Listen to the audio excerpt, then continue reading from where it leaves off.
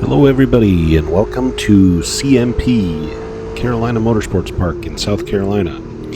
We're out here for the first time with Gridlife Touring Cup, and this is the last lap of race one. I ended up qualifying first by 0.004 of a second over my buddy Paul, and he had some issues in race one, and so I've been chased by Luke McGrew this whole race, and so we're getting into the last lap.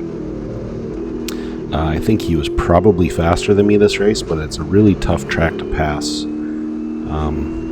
unless you have like a significant acceleration advantage or something.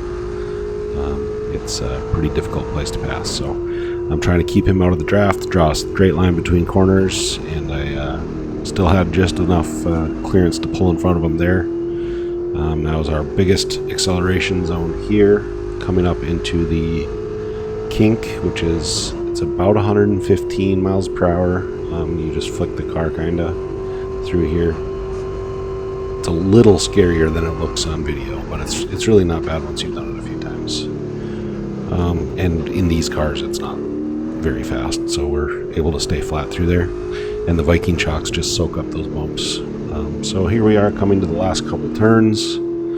If you see in my rear view there, Luke is right there, and he tries to put a little pressure on here in this brake zone. He was definitely better through this brake zone. I just watched all of my video, and he was definitely better through here. It looked like an early apex was paying off.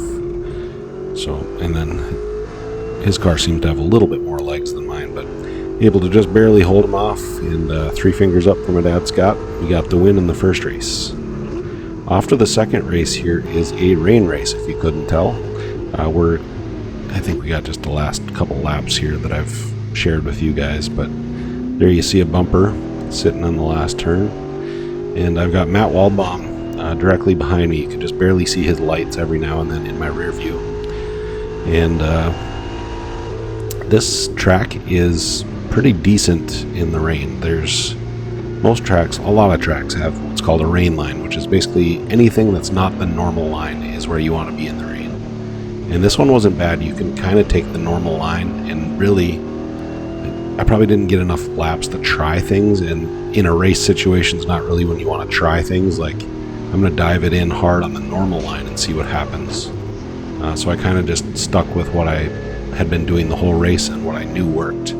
Plus, the rain picked up heavier and heavier, which you'll see in the coming laps, to where it was near impossible to see. And then I knew that we had a distance between Waldbaum and the third place car, so even if Waldbaum passed me, I wouldn't be too upset. I was just hoping to get out of here with a clean car. So, and by clean I mean not damaged. So, pay attention to the windshield here.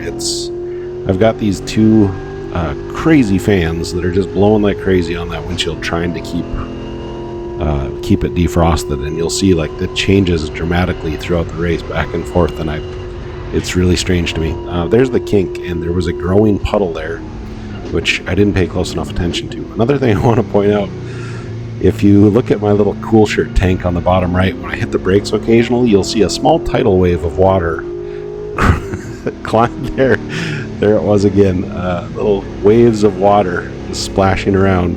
That's what we're dealing with here, is a pretty tremendous amount of rain. So I believe we're coming up to the last lap here. And Waldbaum's still there. I'm still sort of pushing, but also like all I'm really trying to do is just not make mistakes. And you'll see me trying to lean to the right, trying to see through my little portholes there. And the rain was coming in through the side window so hard too that I could barely keep my eyes open, and then I tried my visor down, but then that just made it worse because it's a tinted visor, and so I left it open and was just getting sprayed in the face with water.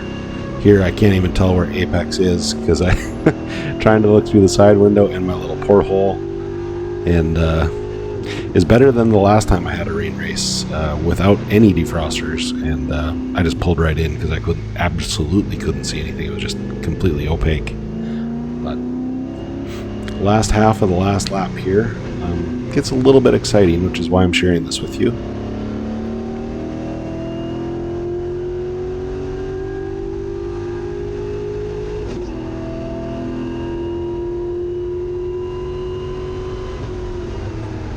think he probably could have taken the normal line through here and gained a ton of speed, versus I was taking a shallow entry, just making sure there was grip there, and then not really taking it all the way out to the edge either. But here we're coming up on the kink, and I let off early. I was like, man, I got a lead, I don't need to push through here. And so I just lifted off, and holy cow, I'm hydroplaning, I'm off track.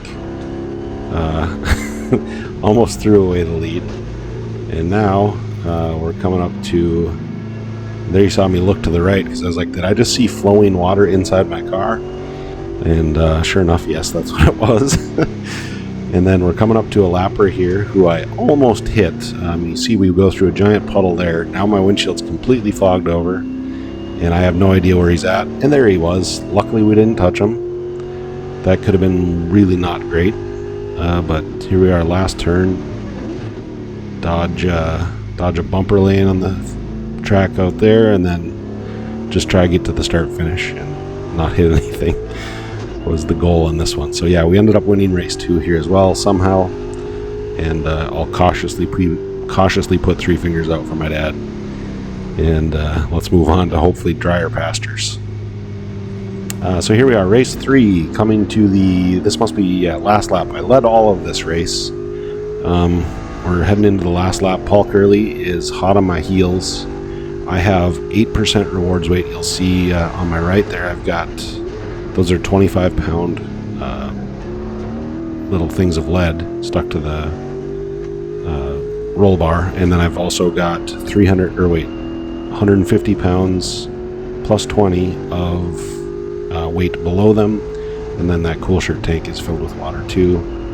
And I can't remember, I might have some other weight in it as well, but we've got about 300 pounds extra weight in the car right now, which really doesn't hurt balance much, but man, you'll see it in the acceleration here in just a minute. We struggled, and it is tough to hold off someone who's that fast when you have that big of a disadvantage in the straightaway. So I got through here faster than most people, focusing on the exit as much as I could, getting set up, and then getting back to power early. You'll see he's gaining on us pretty hard right here. Actually, it wasn't even that bad. It was maybe, didn't even close it that much. But last few turns here, it's a different story.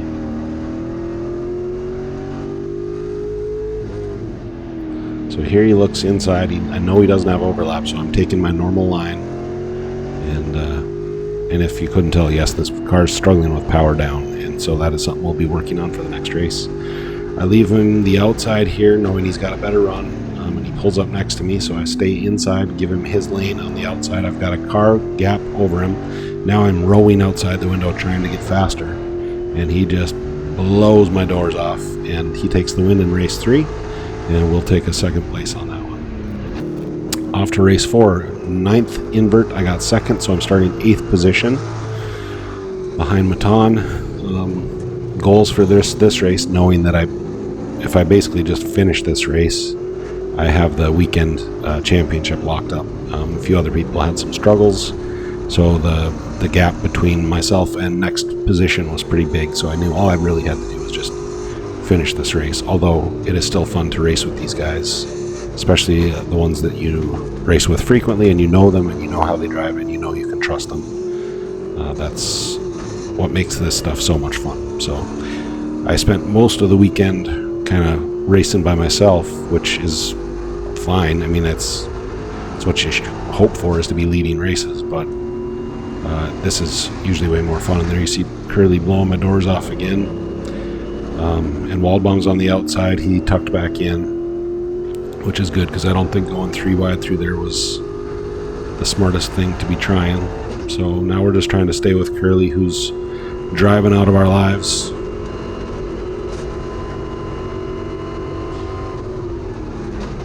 I'll maybe just shut up and let you watch this race, because it's I wouldn't call it intense, but it's a lot more action than the other races, so I'll be quiet here and let you guys enjoy. There was a little incident there. Honda forgot to turn for that turn, it looked like, and kind of pushed Matan off track, so that kind of cleared up behind us now, so it's basically me and Paul are trying to catch these leaders, who's there's like 4 of them left up there. So I'll pipe down here.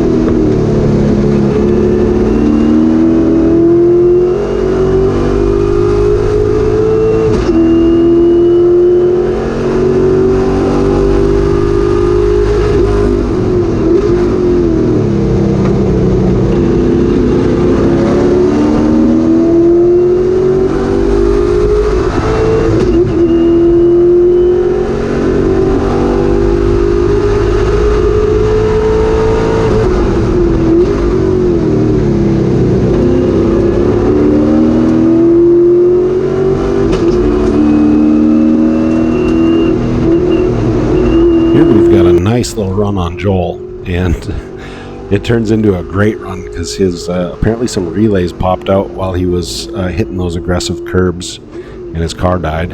So I was very thankful to be able to just barely stay off his bumper and keep from damaging either car.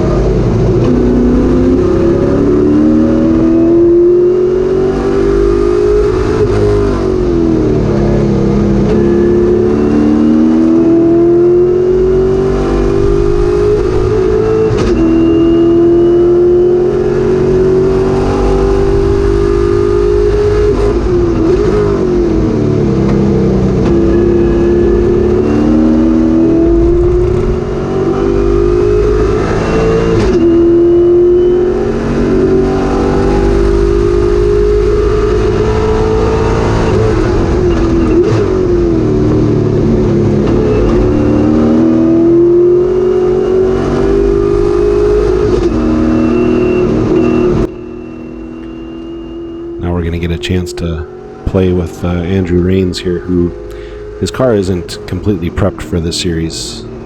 He leaves me maybe 3/4 of a car. He left me a full car there. I was trying to make him leave me some room so I could drag race him, but he's widely known as one of the best defenders in this series, and he's again one of those guys who really enjoy racing. But we know we've got more pace. We just have to find where that's at and try to exploit it. Although we're on our second to last lap right now, which I didn't know at the time, but if we're going to get them, we got to do it pretty soon because we're coming to the white flag here pretty soon. Don't mind that smoke. I leave my shocks on the high speeds really soft to soak up that stuff, so I just as soon let the car stay stable and let those tires do what they gotta do, just shoot up into the fenders, and we luckily have that ability thanks to the Viking shocks. They really help us do what we want with the wheels and keep that chassis as smooth as possible. So here we are, coming to the last lap. White flag. Terrible exit there. Nothing's gonna happen now, so I'm gonna have to make this up later.